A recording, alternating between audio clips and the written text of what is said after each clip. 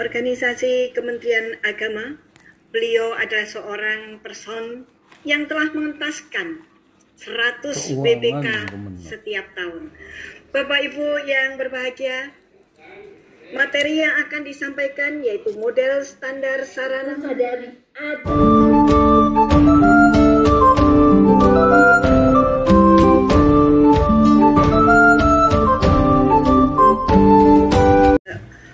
organisasi Kementerian Agama. Beliau adalah seorang person yang telah mengentaskan 100 BPK setiap tahun. Bapak Ibu yang berbahagia, materi yang akan disampaikan yaitu model standar sarana prasarana dan inovasi BBK dan WBBN di Kementerian Keuangan. Kepada yang terhormat Ibu Dr. Dini Kusumawati dipersilahkan. Ya, terima kasih Ibu Katawati. Bismillahirrahmanirrahim. Assalamualaikum warahmatullahi wabarakatuh. Selamat pagi dan salam sejahtera untuk kita semua. Om Swastiastu, Namo Buddhaya, salam kebajikan. Yang kami hormati Kepala Puslitbang Lektur Hasanah Keagamaan dan Manajemen Organisasi Bapak Muhammad Arskal Salim, Kakanwil Kemenak Provinsi Bali Ibu Dr. Komang Sri Maherni, Kepala Kantor Kemenak Kota Jogja Bapak Dr. Andes Haji Nur Abadi MA, para pejabat pegawai di lingkungan Balitbang Kemenak dan teman-teman tim DTI WBK WBBM dari 54 sektor di lingkungan Kementerian Agama. Bersurat untuk Wulan Merindu, kasih tercinta di seberang sana. Selamat pagi di hari Rabu nan syahdu. Salam sehat dan senantiasa bahagia. Izinkan saya mantul. Iya. Izinkan Bapak Ibu, kami dari Kementerian Keuangan, kita ingin sharing sedikit aja perjalanan kita, bagaimana kita membangun zona integritas menuju wilayah WBK WBBM di Kementerian Keuangan. Next slide please. Jadi Bapak dan Ibu sekalian, mungkin kita mulai dengan arahan Presiden terkait pelayanan publik, bahwa pelayanan publik itu adalah wajah konkret kehadiran negara dalam kehidupan masyarakat sehari-hari. Negara disebutkan hadir jika mampu menyelenggarakan pelayanan publik yang prima, cepat, profesional, berkeadilan. Kita juga punya kerja besar untuk pelayanan birokrasi yang selama ini kaku, terjebak kepada hal-hal bersifat prosedural, bersifat administratif, agar menjadi pelayanan publik yang menekankan pada kecepatan, inovatif, dan berorientasi pada hasil. Sekali lagi ini sebuah kerja besar kita bersama. Nah, Bapak dan Ibu sekalian, kenapa saya mengutip ini? Karena memang penting sekali Bapak dan Ibu untuk kita melakukan pelayanan publik yang baik, yang prima. Next slide please. Nah, mungkin sebelum kita masuk ke dalam detail, kenapa sih mekanisme yang dipilih Kementerian Keuangan seperti itu, mungkin kita lihat yang luasnya dulu Bapak Ibu sekalian, bahwasanya faktanya ya transformasi digital itu adalah suatu keharusan.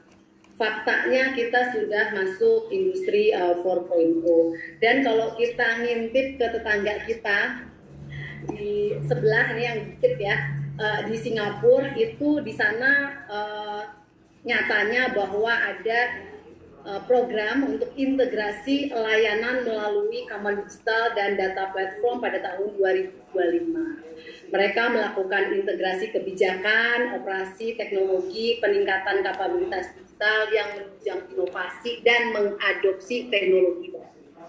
Kemudian kalau kita agak ke atas, ke kanan dikit gitu ya, Korea, mereka menyatakan bahwa penciptaan ekosistem menuju global leading artificial intelligence pada tahun 2025 dan implementasi artificial intelligence dengan refleksi dalam setiap program kerja kementerian serta merealisasikan people centered artificial intelligence. Kemudian kalau kita ngelihat ke bawah nih, bawahnya Indonesia itu ada Australia. Mereka juga dalam rangka menuju digital government melalui smart service pada tahun 2025 dengan integrasi pelayanan publik smart service dengan pilihan data apa yang ingin diberikan publik dan peningkatan kapabilitas digital di sektor pemerintahan. Kemudian kita ngelihat lagi ke China.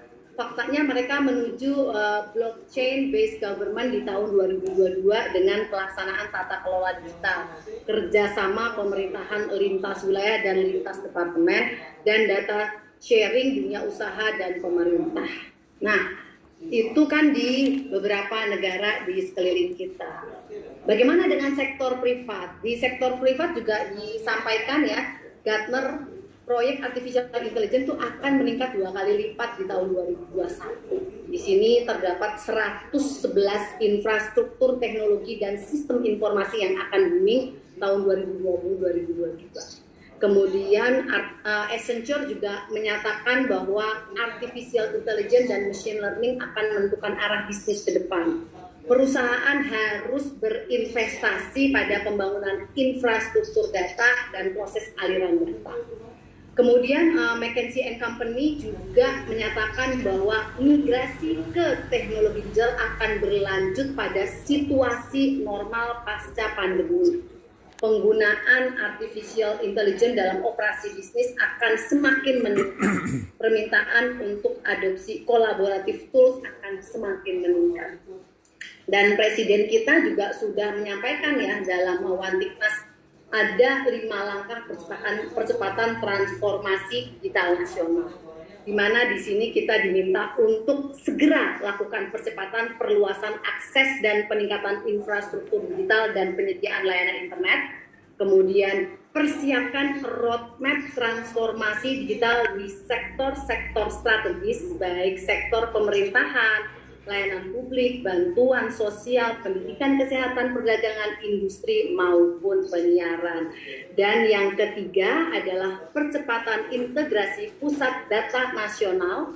Yang keempat, persiapkan kebutuhan SDM talenta digital. Dan yang kelima adalah berkaitan regulasi skema danaan dan pembiayaan segera disiapkan secepat-cepatnya. Dan Bapak Ibu sekalian, kalau kita melihat seperti ini, memang yang namanya transformasi digital itu adalah suatu keharusan. Dan bagaimana di Kementerian Keuangan? Next slide please. Kementerian Keuangan arahnya sudah seiring sejalan Bapak dan Ibu sekalian, arahnya adalah Kemenq Digital. Tetapi memang yang namanya reform itu adalah journey, reform itu adalah sebuah perjalanan dan dia nggak akan pernah selesai. Karena yang namanya kita melakukan perbaikan, ya kita melakukan perubahan itu pasti itu akan berlanjut terus menerus, nggak mungkin selesai. Ini saya ceritain aja ya karena ini true story dan saya mengalami sendiri. Saya waktu itu masuk di Biro Kepegawaian dulu namanya, sekarang namanya Biro SDM, yang masuk Kementerian Keuangan itu tahun 1999. Dan karena di sentral, di headquarters tentunya kamilah yang paling dekat ya dengan kebijakan-kebijakan. Bagaimana perubahan kebijakan itu dilakukan oleh Kementerian Keuangan, tentu saja kami sangat terpapar oleh itu. Dan waktu itu saya ingat banget ya, Bapak Ibu tentu masih ingat kejadian yang terjadi di 1998 dan seputarnya yang akhirnya membuat Kementerian Keuangan harus ya, melakukan reformasi pengelolaan keuangan negara. Kita menerbitkan paket undang-undang terkait pengelolaan keuangan negara. Di situ ada Undang-Undang 17 tahun 2003, Undang-Undang 1 2004, dan Undang-Undang 15 2004. Ini terkait dengan pengelolaan keuangan negara. Dan nggak cukup di situ Bapak dan Ibu sekalian, kita mulai memisahkan fungsi penyusunan anggaran dengan pelaksanaan anggaran. Kita mulai pembentukan large tax office, jadi kantor perpajakan yang modern, sebagai bagian dari modernisasi administrasi perpajakan tahap 1. Dan di sini dengan saya paham pasti ujung-ujungnya Bapak dan Ibu sekalian akan nanya, terus apa kaitannya reform dengan remunerasi? Nah, kan gitu. Nah, itu waktu itu saya rasakan tuh, saya punya pertanyaan yang sama dengan itu.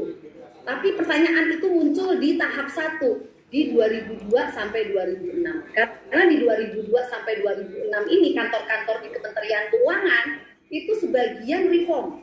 Ya, tapi ya sendiri-sendiri gitu. Ada kantor pajak dengan large office, kantor BC juga dibuat modern, kemudian KPPN segala macam. Terus waktu itu ada Bapepam LK juga menjadi modern. Mereka pangkas proses bisnisnya, mereka efisiensi yang luar biasa, sehingga dengan efisiensi yang luar biasa ada extra money gitu ya, ada penghematan, dan penghematan inilah yang nantinya untuk remunerasi. Dan itu waktu itu mereka beberapa kantor ini sudah memperoleh remunerasi yang lebih daripada yang lain. Kebetulan saya di Sekretariat Jenderal. Kalau Sekretariat Jenderal kan supporting ya, Bapak Ibu sekalian ya.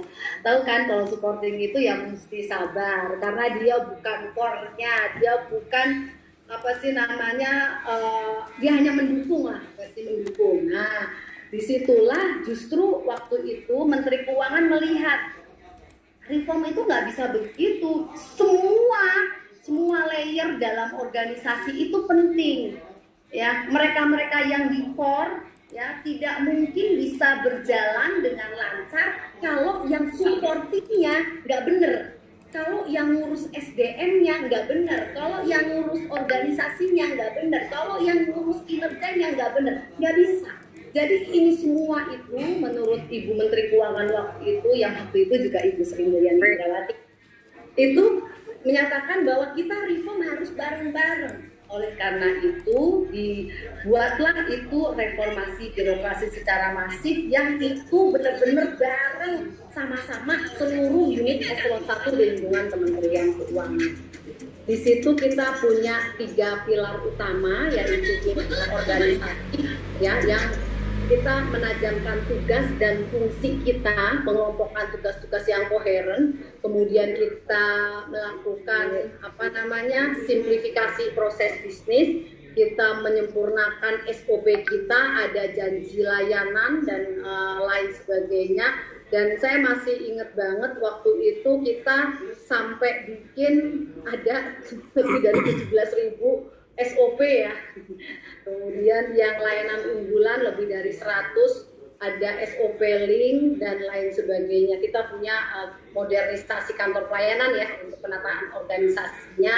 Dan Bapak dan Ibu sekalian, uraian jabatan juga sampai lebih dari 17.000, dan grading di situ, evaluasi jabatan, peringkat jabatan, ya nilai jabatan juga sudah kita buat di tahun 2000.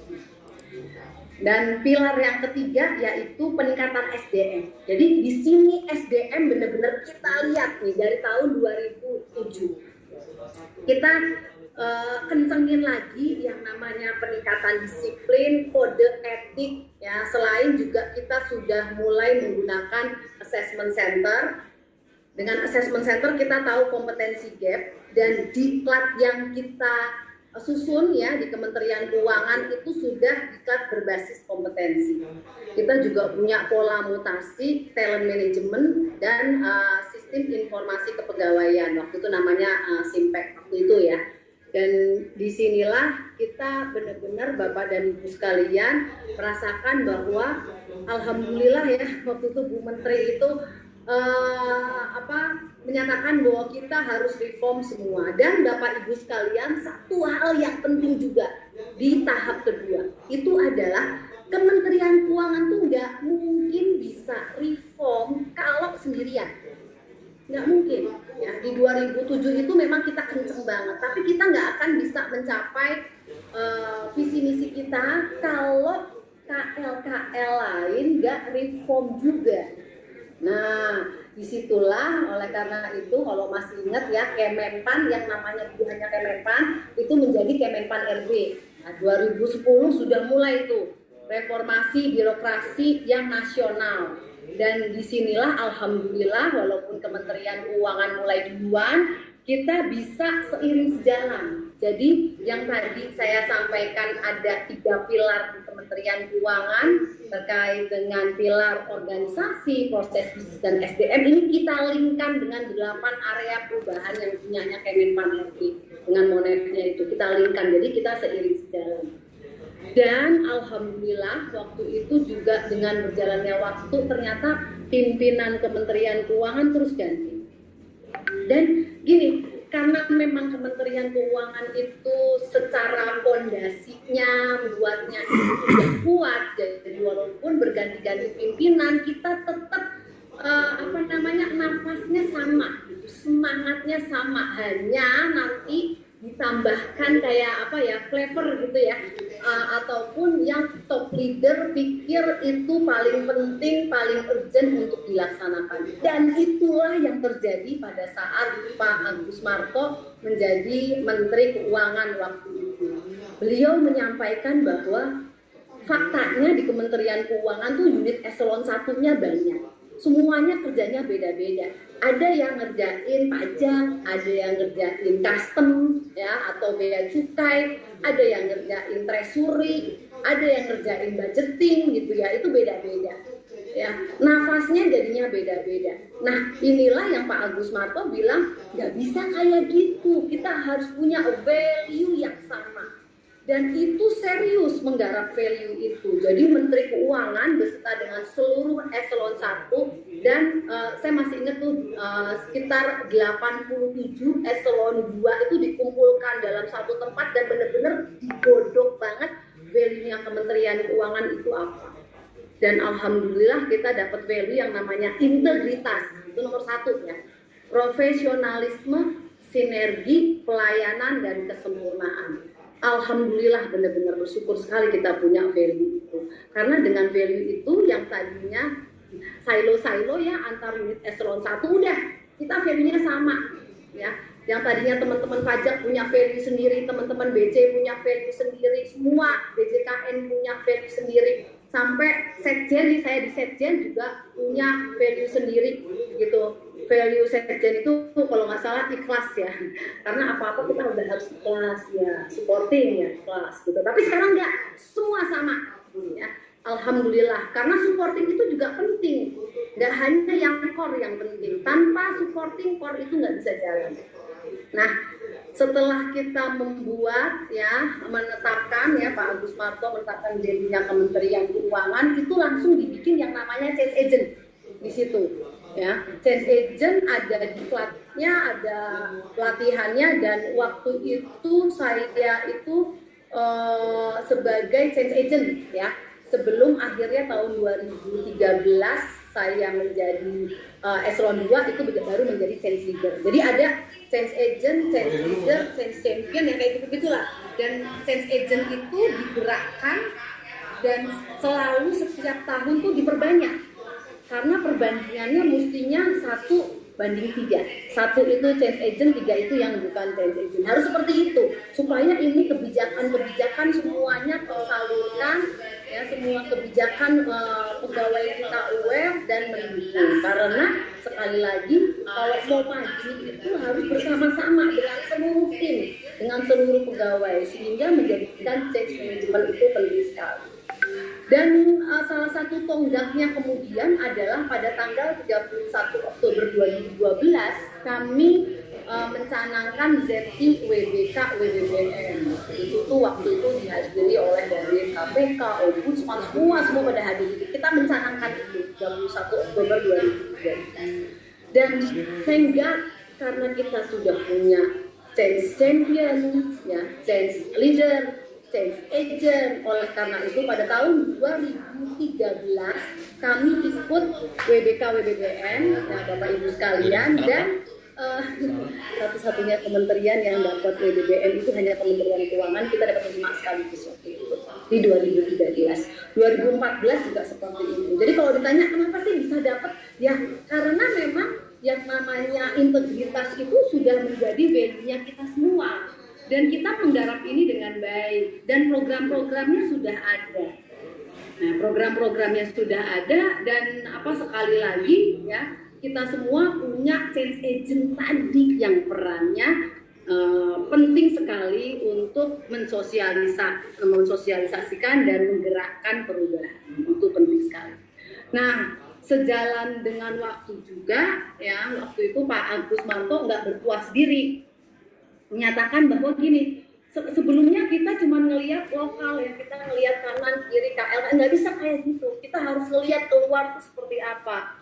Kementerian Keuangan yang treasury-nya di Amerika tuh kayak apa, di Australia gimana, di Jepang gimana, di Korea seperti apa. Nah, oleh karena itulah kita mulai gitu ya, ngelihat keluar. Pak Agus Marto minta kita untuk ngelihat lagi, ya, melakukan perubahan lagi, dan alhamdulillah kita berhasil melakukan penetapan dari implementasi cetak biru transformasi kelembagaan yang waktu itu sebenarnya kita lakukan tuh luar biasa ya, persiapannya di tahun 2013 kita ada survei yang namanya Organizational Health Index, ya, kita pakai bantuan konsultan waktu itu pertama kali, tapi kalau sekarang kita sudah melakukan survei kesehatan organisasi secara mandiri. Nah, waktu itu di 2013 itu ada 2.400 responden, ada 80 stakeholder eksternal, ada 210 site visit, kajian pustaka, benchmarking. Nah, kemudian kita desainnya ini juga ada sampai 60 mini lab melibatkan 300 pegawai, 30 pakar global. Jadi ada high level meeting di sini, ada off-site meeting pimpinan, nah seperti itulah. Sehingga akhirnya kita bisa menetapkan ini di KNK 36 ya, 2014 itu yang terdiri atas 87 inisiatif transformasi yang terbagi ke dalam 5 tema. Nah, kita mulai tuh di tahap 3-nya. Nah, di tahap 3 jalan, tapi habis itu Bapak dan Ibu sekalian, Bu Menteri datang lagi tuh di 2016. Begitu Bu Menteri datang, Bu Menteri lihat lagi, wah, begitu. Kita berpikir bahwa Bu Menteri akan satisfy ya, lawang kita udah reform terus dari 2002, 2006, 2007, 2012, terus kita bikin yang namanya transformasi kelembagaan di 2013-16. Kita pikir Bu Menteri akan satisfy. Ternyata Bapak dan Ibu sekalian, memang ya Bu Menteri langsung ngomong gini, jangan kalian pikir saya masih sama seperti yang dulu, enggak. Saya akan lebih demanding kepada kalian. Saya akan menuntut kita bekerja lebih. Coba saya mau lihat semua inisiatif-inisiatifnya, program-program RBTK. Nah, disinilah Bu Menteri ngelihat bahwa ada yang istilahnya antara inisiatif satu dengan yang lainnya itu linknya itu belum terlalu kelihatan. Oleh karena itu di tahap 4 kita lebih ke arah connecting the dots, jadi nyambungin semuanya. Kita buat ada tambahan lagi, ada implementasi 20 IS itu inisiatif strategis untuk program RBTK. Disinilah karena memang sekali lagi concern Bu Menteri ya yang tinggi terhadap Kementerian Keuangan. Jadi kalau Bapak dan Ibu tanya ke saya apakah lelah gitu, reform terus, jawabannya adalah Bu Menteri yang jawab. Jangan pernah lelah mencintai negeri ini. Siap gitu kan, kalau udah ibunya bilang gitu kan kita siap gitu. Jadi ya bismillah lah ya. Ya, insya Allah kita semua diberikan kekuatan kesehatan. Nah, kemudian nggak cukup sampai di situ, memang faktanya yang saya ceritain tadi, era digital itu udah nggak mungkin kita elakkan. Oleh karena itu kita udah mulai masuk fase yang berikutnya, fase kelima. Di fase yang kelima ini ya kita bagi dua. 2019 sampai nanti 2024, kemudian nanti mulai di 2025 ya, setelah itu sampai 2029. Nah, di sini kita punya destination statement kita, yaitu birokrasi dan layanan publik yang agile, efektif, efisien, dan berintegritas, serta Kemenku sebagai learning organization. Di sini kita udah mulai melakukan pembangunan enterprise arsitektur, sudah mulai itu. Walaupun persiapannya dimulai dari tahun-tahun sebelumnya, 2017, 2018 kita udah mulai nyiapin, tapi 2019 kita benar-benar sudah mulai berjalan tini-tini ya, jadi kita buat arsitektur bisnis secara umum gitu. Kemudian kita juga nggak hanya ngurusin bisnisnya, tetapi juga masalah data, aplikasi dan teknologi informasi. Jadi istilahnya bidat tuh ya. Itu kita lakukan. Kita bismillah lah ya, pelan-pelan kita laksanakan dengan baik sehingga kita sekarang dalam proses yang fase 1. Untuk fase 2 insya Allah kita akan menuju benar-benar ke Kemenku Digital. Nah,